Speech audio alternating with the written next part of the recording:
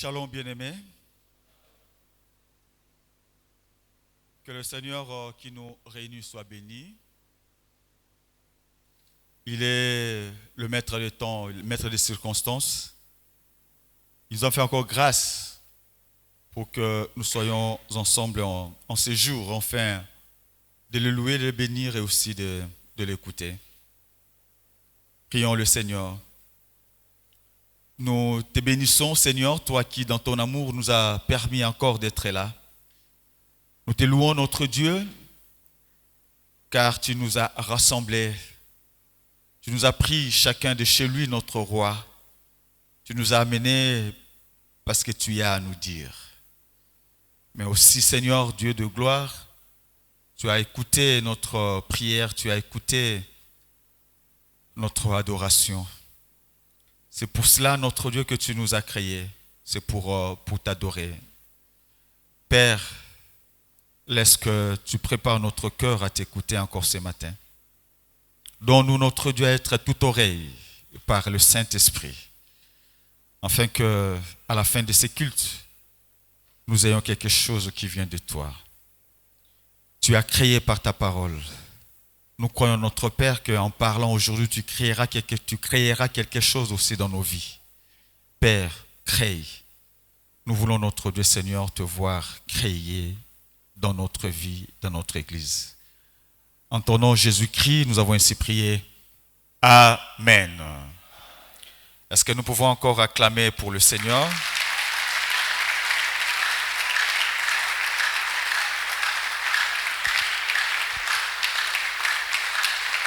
Que ce nom soit béni.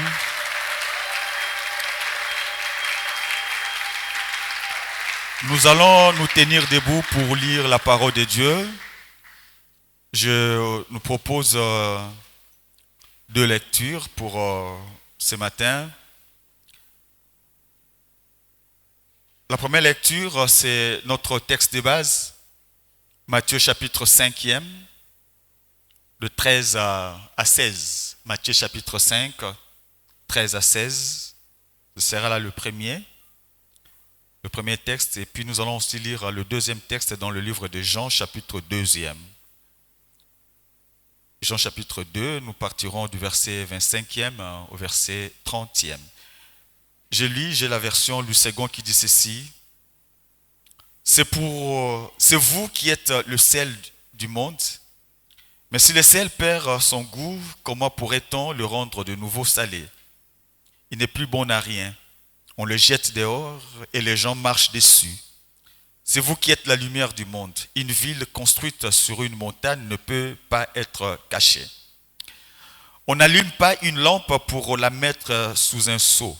Au contraire, on la place sur son support, d'où elle claire à tous ceux qui sont dans la maison. Verset 16. C'est ainsi que votre lumière doit briller devant les hommes, afin qu'ils voient les biens que vous faites et qu'ils louent votre Père qui est dans les cieux. Jean chapitre 2, 25 à 30.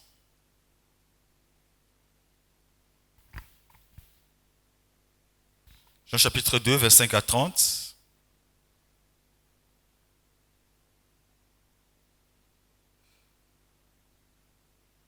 Non, je dis plutôt Jean chapitre 3, excusez-moi. Nous sommes dans le livre de Jean chapitre 3, pas 2, Jean chapitre 3. Nous partons du verset 25e. Alors, quelques-uns des disciples de Jean commencèrent à discuter avec un juif des rites de purification. Ils allèrent trouver Jean et lui dire, « Maître, tu te rappelles l'homme qui était avec toi de l'autre côté du Jourdain, celui auquel tu as rendu témoignage? Eh bien, il baptise maintenant et tout le monde va le voir. » Jean leur répondit, « Personne ne peut avoir quoi que ce soit si Dieu ne le lui a pas donné. Vous pouvez vous-même témoigner que j'ai dit, je ne suis pas le Messie, mais j'ai été envoyé devant lui. Celui à qui appartient la mariée, c'est le marié, mais l'ami du marié se tient près de lui et l'écoute. Et il est tout joyeux d'entendre la voix du marié. Cette joie est la mienne et elle est maintenant complète. Il faut que son influence grandisse et que la mienne diminue. Parole du Seigneur. Merci, nous pouvons nous rasseoir.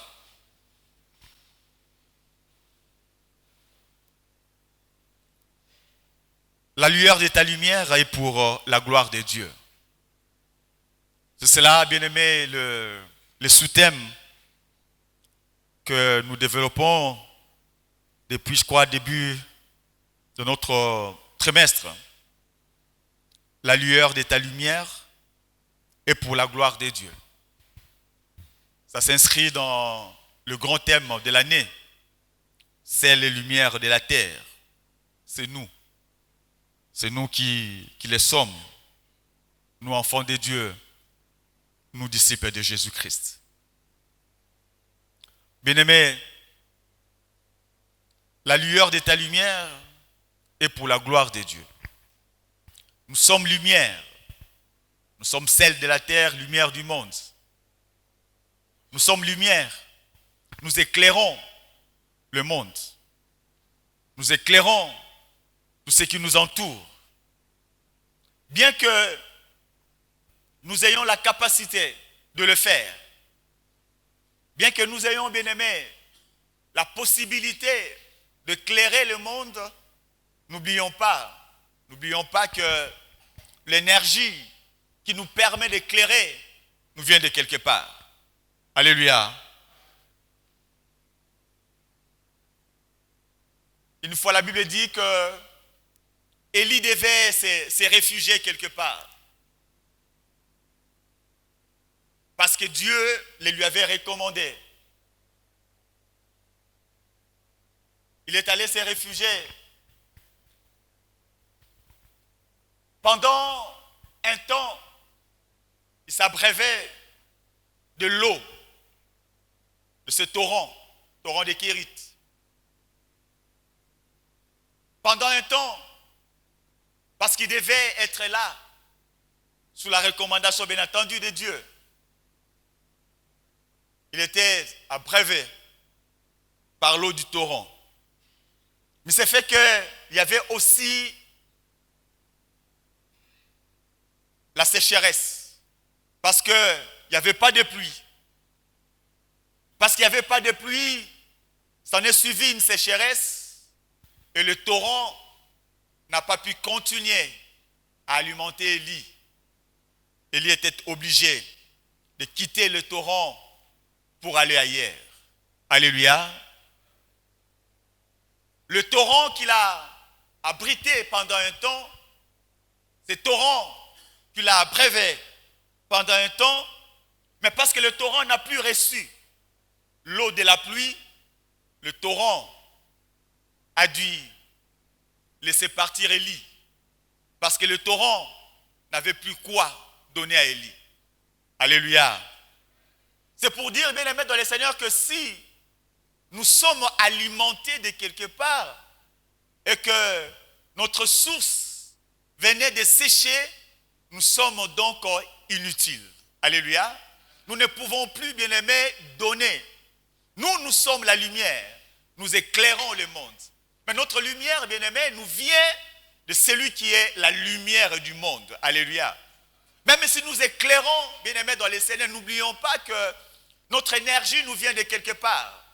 Par conséquent, nous sommes appelés à être attachés à cette source. Si nous nous déconnectons de la source, si nous nous déconnectons bien de cette source de l'énergie, nous devenons inutiles. Nous ne pourrons plus, bien-aimés, éclairer. Oui, bien-aimés dans le Seigneur, la lueur de notre lumière est pour la gloire de Dieu. Nous avons la lumière parce que nous avons Jésus-Christ en nous. Bien-aimés dans le Seigneur, quiconque veut éclairer doit s'attacher à la source. Et la source, c'est Jésus-Christ. quiconque, bien-aimé, veut continuer à éclairer, doit rester attaché. Doit rester attaché à Jésus-Christ. Et même, bien-aimé, si tu es là et que tu n'as pas encore reçu Jésus-Christ dans ta vie, mais tu es membre de la PPUPEN, sans avoir reçu Jésus-Christ dans ta vie, je t'invite encore ce matin à t'arrêter et à faire ce qui est essentiel, à donner ta vie à Jésus-Christ. C'est bien, bien-aimé, d'avoir son nom inscrit dans le registre des membres de la PPUPEN. C'est bien, bien-aimé, d'être fier, d'appartenir à la PPUPEN qui appartient à l'aumônerie universitaire. Quelle fierté! Aumônerie universitaire. Je suis membre de l'aumônerie universitaire. J'en suis fier. Chez nous, on prêche en français. Alléluia. Aumônerie universitaire. Je ne suis pas d'une église de la cité. Chez nous, il n'y a pas ça. Chez nous, il n'y a pas ces désordres. Oui, chez vous, il n'y a pas ces désordres. Tu es membre de l'aumônerie universitaire, la PPUPEN. Félicitations. Mais l'essentiel, bien-aimé, ce n'est pas avoir son nom inscrit dans le registre de l'aumônerie universitaire, bien-aimé, la PPUPEN. L'essentiel, bien-aimé, c'est avoir son nom inscrit dans le livre de la vie. Les registres de la PPUPEN, bien-aimé, peuvent se perdre. Même si, bien-aimé, c'est un fichier électronique, savez-vous que un virus peut ronger votre fichier et vous perdez le tout. Si le pasteur n'a pas retenu ton nom, tu reviendras peut-être pour inscrire ton nom. Mais je sais une chose, ce qui est vrai, lorsque le nom est inscrit dans le livre de la vie, il y est pour toujours. Celui qui a écrit, bien-aimé, se souviendra toujours, ne t'oubliera pas. Quel que soit l'endroit où tu seras. Tu quitteras la PPUPEN, peut-être le pasteur aura difficile à se souvenir de toi. Tu iras quelque part, le pasteur, les diacres, l'ancien, bien-aimé, auront difficile à se souvenir de toi. Mais la vérité est que je sois à Bongabo, que je sois, bien-aimé, à Ngandajika, même lorsqu'on m'amènera, bien-aimé, chez moi là-bas. Vous savez, c'est où, maman? Même lorsqu'on m'amènera là-bas, chez moi, à Yagotambi, bien, le Seigneur saura que je suis là. Alléluia. Je me déplacerai, bien-aimé, géographiquement, mais mon nom restera dans le livre de vie. C'est pourquoi nous devons, bien-aimé, considérer que cela est essentiel. Que notre nom soit inscrit dans le livre de vie. Car un jour, bien-aimé, la trompette sonnera. Quand la trompette sonnera, bien-aimé, dans le Seigneur, le Maître nous prendra et nous irons régner avec lui. La PPISTA, la PPIPEN, l'aumônerie universitaire restera. Alléluia. Rassurons-nous, bien-aimés, que nos noms sont inscrits dans les livres de la vie. C'est cela l'essentiel. Alléluia. Alors, bien-aimés, que nos noms soient inscrits, cela signifie que nous sommes attachés au Maître qui est la source de la vie, celui la source de la lumière. Et donc, je suis en train de dire que c'est Jésus-Christ qui est la source de la lumière. Celui qui veut éclairer, bien-aimé, doit rester attaché à Jésus-Christ. Celui qui veut éclairer, bien-aimé, doit marcher avec Jésus-Christ. Celui qui veut éclairer, bien-aimé, doit s'abandonner à Jésus-Christ. Quoi qu'il en soit, bien-aimé, dans le Seigneur.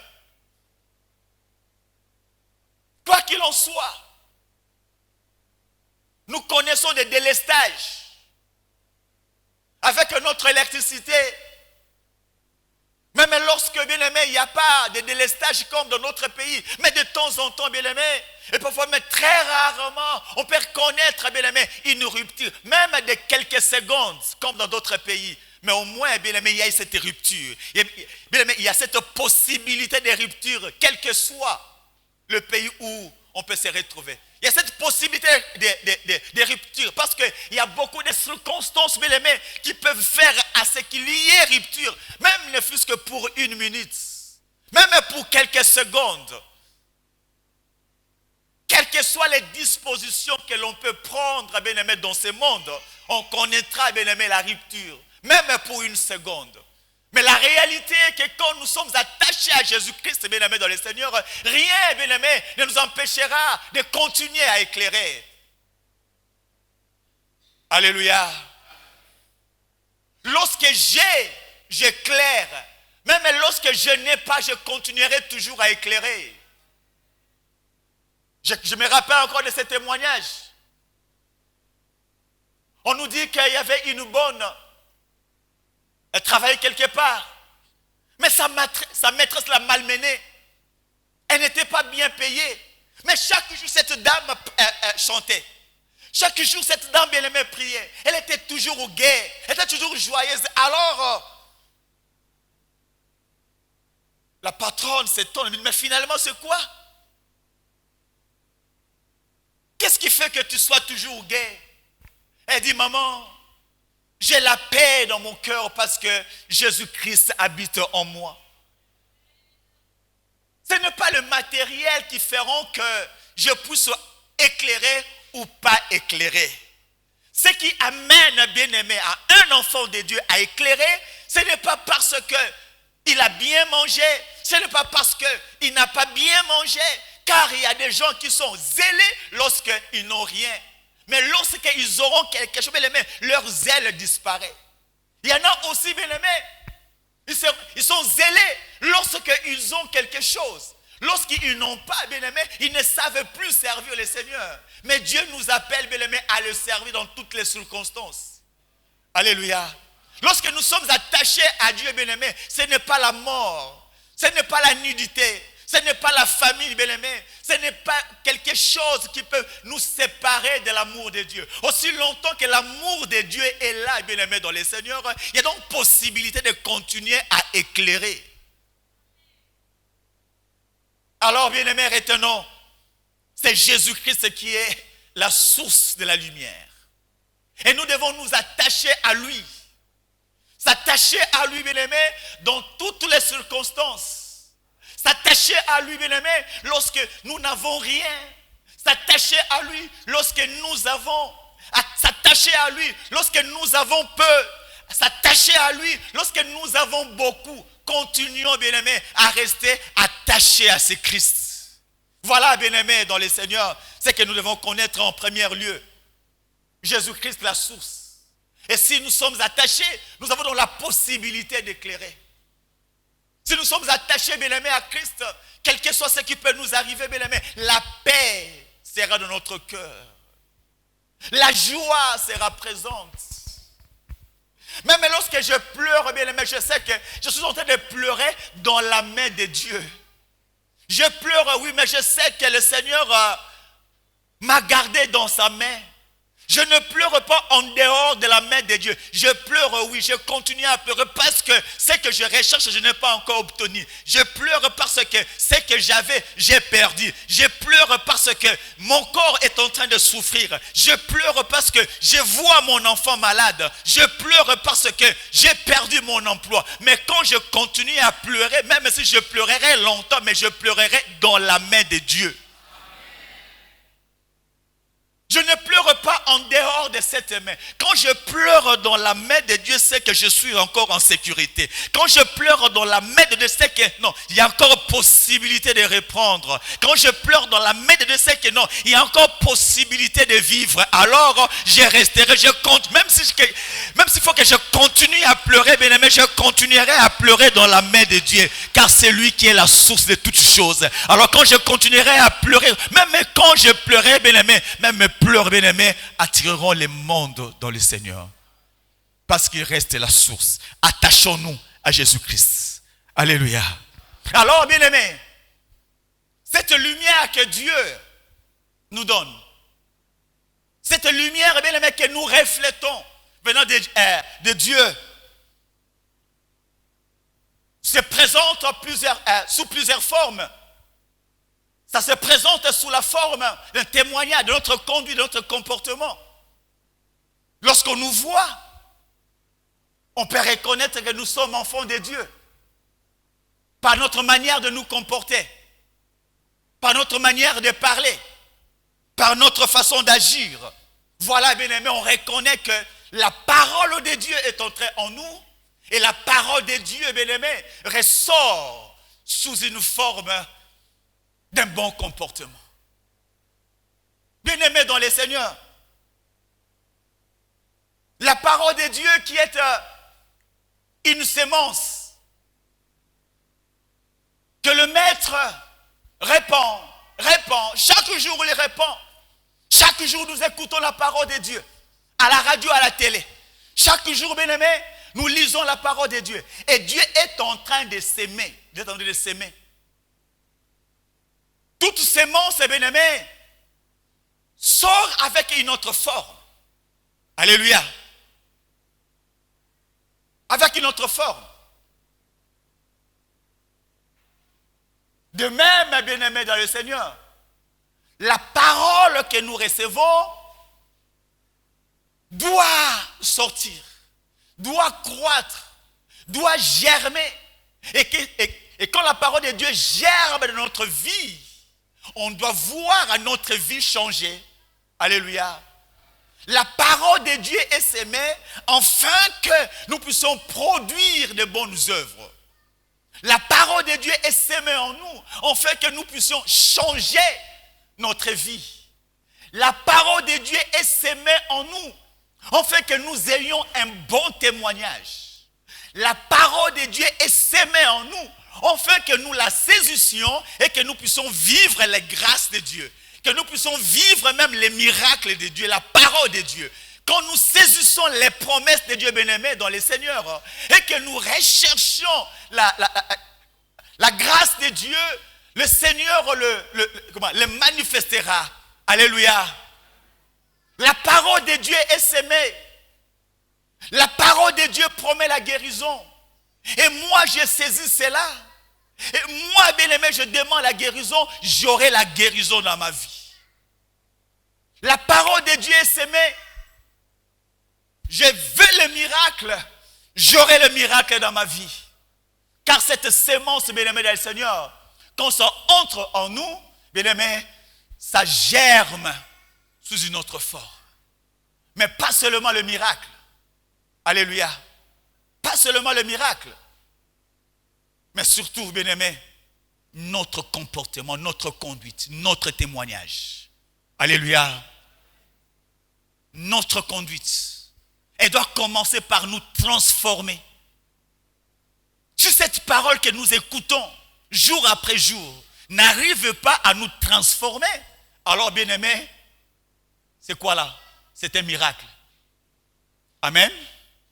C'est un miracle. Et nous vivons des miracles comme ça. Papa Vital, nous vivons des miracles comme ça. Donc il y a une personne qui vient à l'église.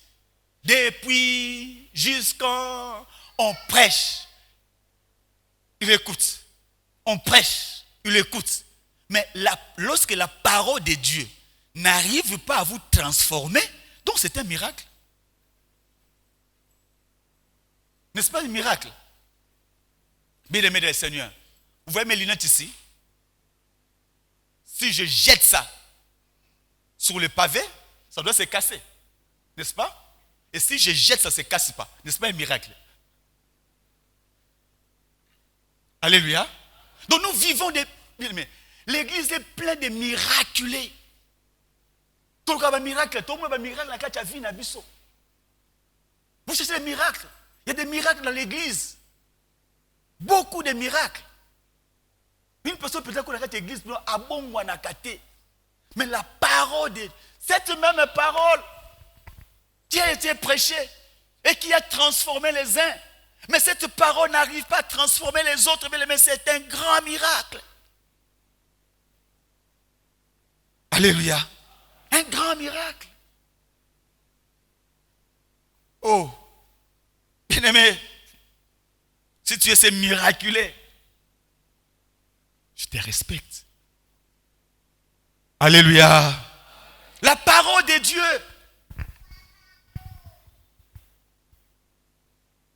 se présente, son bien-aimé.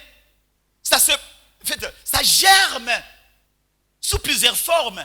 Tandis que le Seigneur peut nous faire grâce. Nous avons ce que nous n'avions pas par le passé. Et aussi, ça doit nous transformer. Voilà, bien-aimé, ce que produit. Et tout ce que la parole de Dieu peut faire dans la vie de quelqu'un, c'est ce qui constitue la lumière. Cette lumière, bien-aimé, éclaire. Ceux qui ne connaissaient pas Dieu, en voyant comment est-ce que le miracle se produit en nous. Parce que nous avons saisi cette parole et nous avons vu le Seigneur agir dans notre vie, alors cela peut attirer les gens vers nous. Alléluia. Ça peut attirer les gens à l'église, ça peut attirer les gens, bien-aimés, vers Jésus-Christ. Parce qu'on a vu ce que la parole de Dieu a fait en nous. Lorsque la parole de Dieu, bien-aimé, permet un miracle dans ma vie, bien-aimé, oui, ce miracle-là attirera les gens au Seigneur. Lorsque la parole de Dieu, bien-aimé, me transforme, oui, les gens, bien-aimés, seront attirés par cela. Alléluia. Ma prière est que nous soyons cette église remplie de gens touchés par l'évangile, remplie de gens transformés par la parole de Dieu, remplie de gens, bien-aimés, devenus véritable lumière qui éclaire la société, qui éclaire la famille, qui éclaire partout. Oh bien-aimé, mais aujourd'hui, quand on regarde l'église, et parfois, on n'est pas encouragé de porter le col pastoral, hein? Parce que les pasteurs, alléluia, les pasteurs, parfois, je suis un peu plus à l'aise, hein? Dans un milieu public, maman. Si vous me rencontrez, ne m'appelez pas pasteur. Parfois, ça me gêne. Appelez-moi aumônier. Alléluia. Parce que parfois, tout le monde n'était pas aumônier, zanani, tout ça. Bon, moi, aumônier, ça passe si facilement. Quand on dit pasteur, donc, tout le monde est dans cette caisse-là. Alléluia. Eh, maman, appelle-moi aumônier. Je suis pasteur, mais aumônier, donc ça passe là. Mais comment est-ce que dans cette église, dans une église bien-aimée dans le Seigneur, on retrouve des gens qui ne veulent pas changer? Pourquoi est-ce que dans l'église, il peut y avoir des coups bas dans l'église? Je me rappelle encore de ce que, une fois, j'ai entendu le pasteur Ngungu a dit. Il a dit qu'on lui a amené quelqu'un qui est devenu fou. Vraiment un fou. Il lui a amené quelqu'un, un fou. Qu'il prie pour le fou. Alors lorsqu'il a parlé avec ces gens, pourquoi est-ce qu'il est devenu fou? Parce qu'il est allé toucher au fétiche. Voilà pourquoi il est devenu fou. Mais un chrétien de l'église. On le connaissait chrétien à l'église. Il est allé toucher au fétiche. Voilà pourquoi il est devenu fou. Moi, ça va? Vous savez pourquoi est-ce qu'il est allé toucher au fétiche? Il est devenu fou, un chrétien, parce qu'il est allé toucher au fétiche. Mais un chrétien à l'église. Un assidu à l'église. Est-ce que vous pouvez comprendre ça? C'est encore rien. Mais qu'est-ce qui l'a amené à aller toucher au fétiche? Vous savez, papa? S'il y avait le temps, j'allais vous dire ça.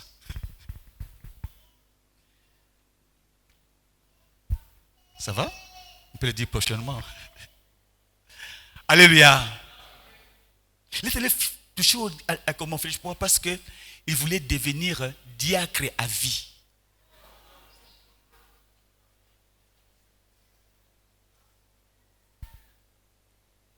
Zélé pour servir son Seigneur.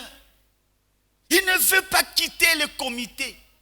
Il veut être là pour servir son Seigneur. Zélé. Il doit servir le Seigneur comme diacre. Félicitations. Il doit servir le Seigneur comme diacre. C'est très bien. Alors, il faut que je serve le Seigneur. Olinga, te nzambe nga na ko servir yo. Vous comprenez, hein? Au lingo l'intérêt au servir yo ce que le boy qui n'a qu'au servir yo n'a pas moins que ça li ndenge ben donc il va que nganzambe ba ka au lingo donc c'est non na tingami na yo Rita Kosa te Rita Kosa ta nation sera ma nation ton peuple sera mon peuple donc ata Naomi au boy moi je serai avec toi Nzambe même si tu refuses moi je te servirai pour que je te serve. Même si tu ne me donnes pas les moyens, ngangazali, na simbakisi nzambi, na lapinga na simbakisi na sayela nzambi. Na kokuta ndaku anganga pona sambela nzambi.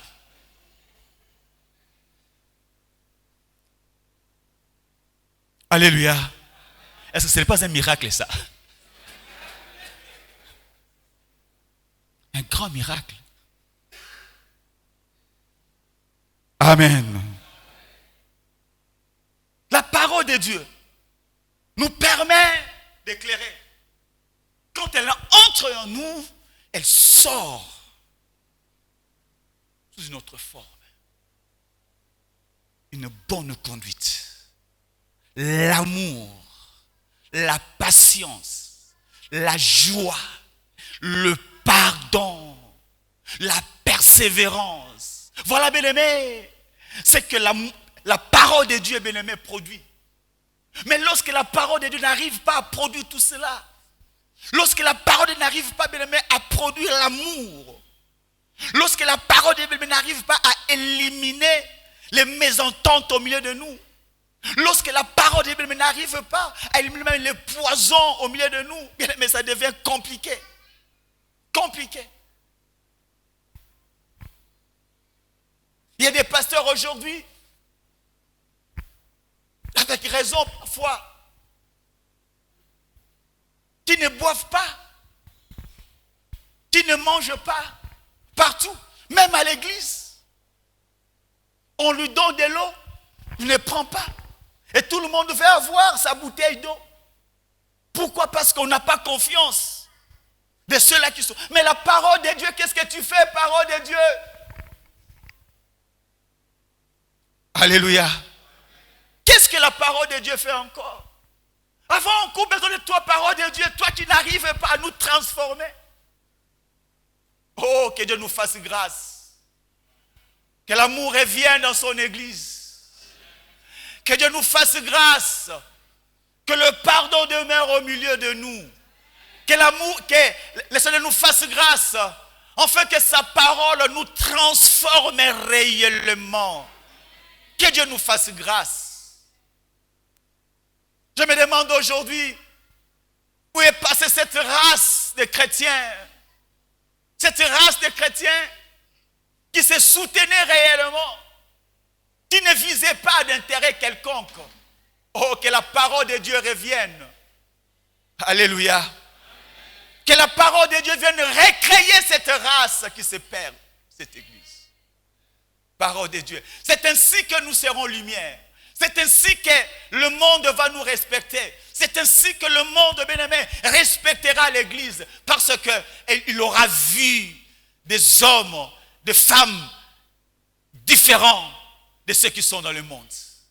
C'est ainsi que nous pouvons dire que celui qui est en nous est plus fort que celui qui est dans le monde.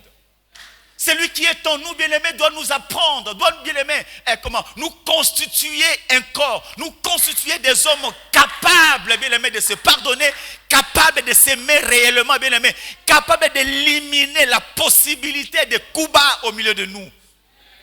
C'est ainsi que nous disons que celui qui est en nous est plus fort que celui qui est dans le monde. Si celui qui est dans le monde, bien-aimé, n'arrive pas, et d'ailleurs c'est ça, sa stratégie. Si celui qui est dans le monde continue à maintenir la haine dans le monde, qui continue, bien-aimé, à maintenir, bien-aimé, les désordres dans le monde, mais celui qui est en nous, bien-aimé, doit être capable, bien-aimé, de nous aider à nous aimer, de nous aider, bien-aimé, à marcher la main dans la main. Il doit nous aider. C'est cela, bien-aimé, la lumière que nous devons refléter. Alléluia. Celui qui est en nous, plus fort que celui qui est dans le monde, doit se manifester même dans nos ménages, notre manière de vivre avec nos épouses, notre manière de vivre avec nos époux, notre manière de vivre avec nos parents, bien-aimés dans le Seigneur. Je suis estomaqué parfois d'écouter des parents qui se plaignent de leurs enfants, des enfants qui n'entendent pas, des enfants parfois insolents à l'égard de leurs parents. Mais cet enfant insolent à l'égard de son parent bien-aimé, regardez-les à l'église comment il chasse les démons. Regardez-les à l'église comment est-ce qu'il chante avec onction. Regardez-les à l'église comment est-ce que... Alléluia. Eh bien-aimé Seigneur, quel enfant impoli à l'égard de son parent, impoli à l'égard de son père, mais prêt à lécher les bottes du pasteur. Hypocrite. Alléluia. Miraculé. La parole de Dieu ne te transforme pas. Tu es un miraculé. Alléluia. Il y a des femmes comme ça, très soumises à l'égard du pasteur. Prêtes à faire tout ce que le pasteur demande. Prêtes à être là à l'église à tout moment. Prêtes à faire toutes les tâches que lui demande le pasteur. Mais son mari à la maison. Oh, maman, félicitations. Miraculeuse es-tu. Alléluia. Vous savez, parfois, les mamans cherchent parfois des problèmes, nous créons parfois des problèmes avec leur mari. Quand le pasteur vient, elle se lève. Elle salue le pasteur, gentiment, poliment. Elle est là, tout cela. Mais ce que mon bal, il est mon foyer.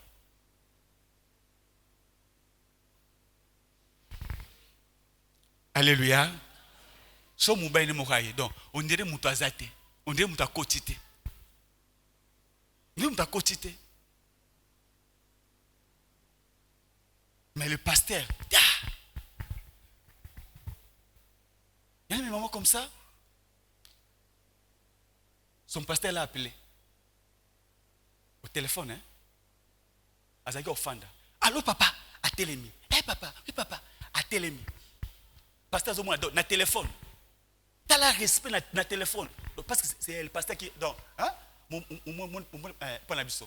Maman abisso donc il y a l'uzitouana. Azu putain à tché comme ça. Papa, il y a solo papa. Nagoya papa, nalaini papa et tout cela. Au téléphone, respect na téléphone. Mais mon bal awa. Miraculeuse. Tobé toloma boko. Alléluia. Amen. Bien-aimé dans le Seigneur. Mais cette parole, bien-aimé, qui entre en nous et qui sort sous forme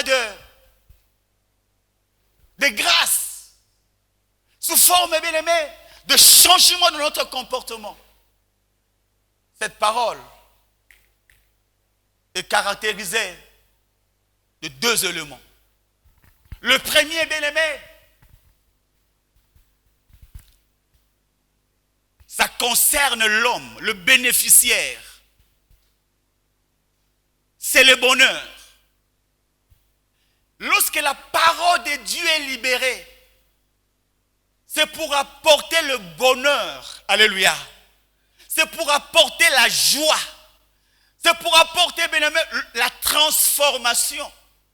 Le bonheur, bien-aimé, dans toutes les formes. Quand la parole de Dieu sort, quand nous saisissons cette parole, quand nous marchons selon cette parole, nous sommes heureux. Le bonheur, la grâce nous accompagne par la parole de Dieu. Cette parole, bien-aimé, nous apporte la joie. Cette parole, bien-aimé, dans le Seigneur, nous apporte ce dont nous avons besoin. Cette parole, bien-aimé, amène à ce que nous puissions voir nos aspirations, bien-aimé, se matérialiser. La Bible dit dans leur détresse, ils crièrent vers l'Éternel. Et l'Éternel leur envoya sa parole et la parole les guérit. Voilà ce que la parole de Dieu peut faire dans la vie. Notre bonheur à nous. La parole de Dieu peut nous élever. La parole de Dieu, bien-aimé, veut nous tirer de la poussière pour nous faire asseoir avec le grand. À cause de la parole de Dieu, nous pouvons obtenir ce que nous avons recherché depuis longtemps. À cause de la parole de Dieu, bien-aimé, nous pouvons voir nos enfants être transformés. À cause de la parole de Dieu, bien-aimé, nous pouvons voir nos enfants être maintenus dans la discipline. À cause de la parole de Dieu, bien-aimé, dans le Seigneur, nous pouvons réaliser de grandes choses. La parole de Dieu nous apporte le bonheur. Le bonheur, c'est pour nous. Et Dieu veut que nous soyons heureux. Voilà pourquoi il libère sa parole. Cette source de lumière. Mais, deuxième élément de cette parole, de ce que la parole apporte, c'est la gloire. Alléluia. C'est la gloire. La gloire, bien-aimé, revient à Dieu. Vous savez, le texte que nous avons lu, qui a parlé de Jean-Baptiste.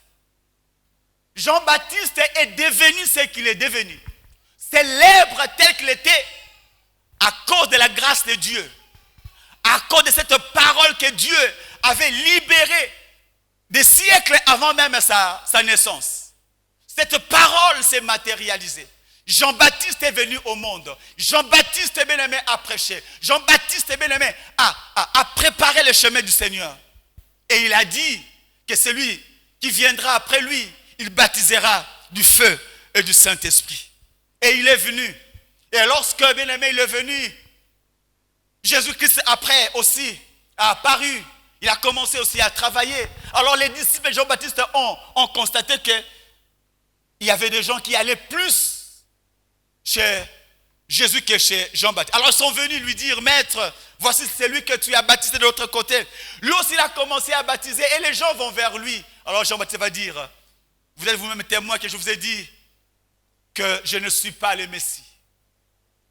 Et celui qui viendra après moi, celui qui baptisera de l'eau et d'esprit. Je ne suis même pas digne d'ouvrir les lacets de ses sandales.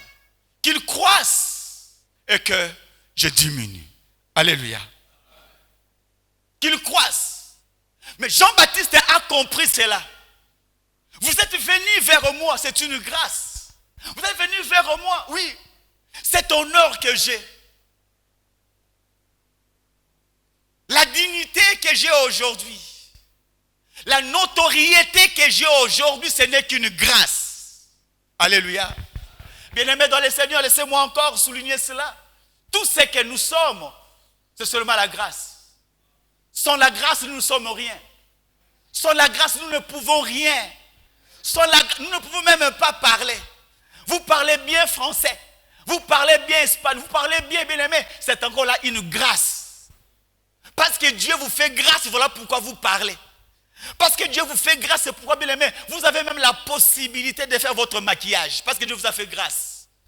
Parce que Dieu vous a fait grâce, vous pouvez encore vous habiller. La grâce de Dieu. La santé, c'est une grâce. Parler, c'est une grâce, bien-aimé dans le Seigneur. Respirer, là, c'est une grâce. Bien-aimé dans le Seigneur.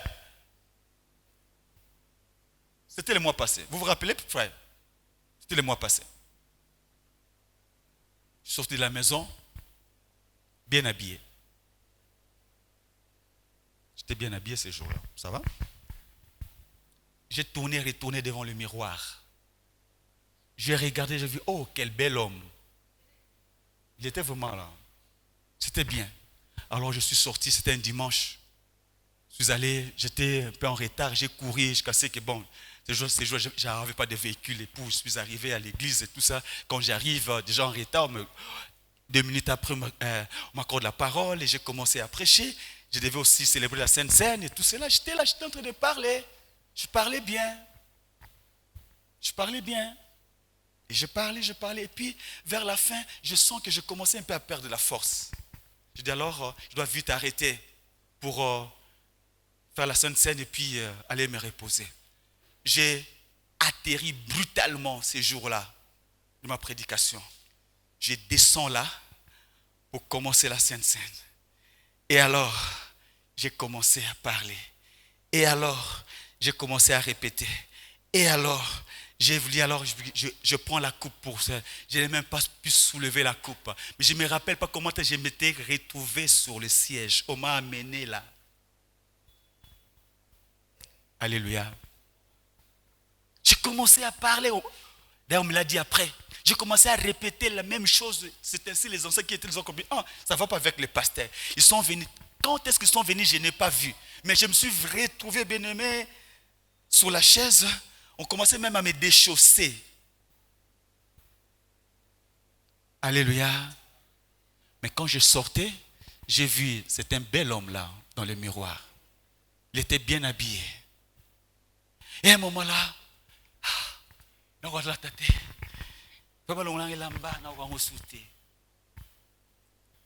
amen.